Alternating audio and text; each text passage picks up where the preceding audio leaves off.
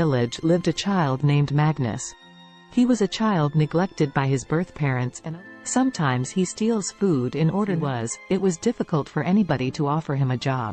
Am I just unlucky? Who are my parents? Where are they, and why did they leave me to die like this, by someone he was not aware of? Who could this be? Could this be someone from his family? His dad or mom?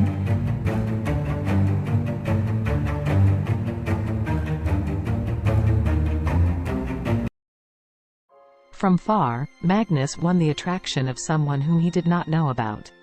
His intellectual prowess did not go unnoticed, catching the attention of a renowned professor, Professor Heracles. Recognizing Magnus' potential, Professor Heracles became his mentor, guiding him through the labyrinth of power and influence. Under his tutelage, Magnus learned the art of diplomacy, the strategies of manipulation, and the importance of charisma. He absorbed every lesson, determined to forge a new destiny for himself. Despite beginning to find purpose for his life, one thing was still not complete: the quest for whom his parents were. This feeling has been troubling him since his early days on Earth. The professor, his mentor and teacher, saw this void in him. One day he got closer to ask him what his problems were. Upon so many times of coming up with stories about who his parents are, anytime he was asked, Magnus finally gave in. Professor Heracles promised and assured him of his support to find whom his parents were. Like a huge weight lifted up off his shoulders, his mood began to improve. The professor gave him a little advice, saying, "Though there is a saying that, your secret is your power, there are some that needs sharing. A problem shared is somehow solved, but you really need to know whom to share them with.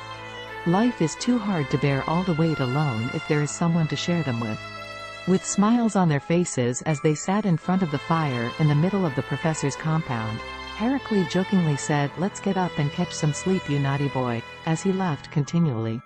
Magnus replied saying, "Tomorrow is another day." As time went by, they both tried to look for the whereabouts of the parents that neglected the poor boy to his fate. With various attempts and methods, reality caught up with them. It was harder than they thought. Magnus was still filled a lot of questions in his head. He definitely wanted to know his real identity. With hopes of finding them one day, he still took his lessons seriously, avoiding every form of distraction. He was strong-willed. One day the unexpected happened. Professor Heracles sat Magnus down and broke the news to him, saying, "I have a family in a distant land whom I left so many years. It is time to go and see them after so many years. My coming back is uncertain," he interruptedly answered Magnus before he could ask. "I need to go and find some rest and also spend some time with them before I join my ancestors." Magnus sharply said with all the sadness in his voice, "I wish to go with you." But Heracles objected, saying, "There is a reason why I came into your life, and I think it has been fulfilled, so there is no need of coming with me. Instead, keep to the lessons and life morals I have given you. You will go far places." As disappointed as Magnus was, he agreed anyway. Hiding his emotions, he finally saw the professor off in a month's time. He returned feeling sad throughout the day as his only friend was leaving him. But before the professor left, he thanked him for being a part of his life. Magnus' knowledge and skills soon caught the attention of a very powerful lady in the realm, Cassandra. Intrigued by his intellect and potentials, she took him under her wing, granting him access to influential circles of society.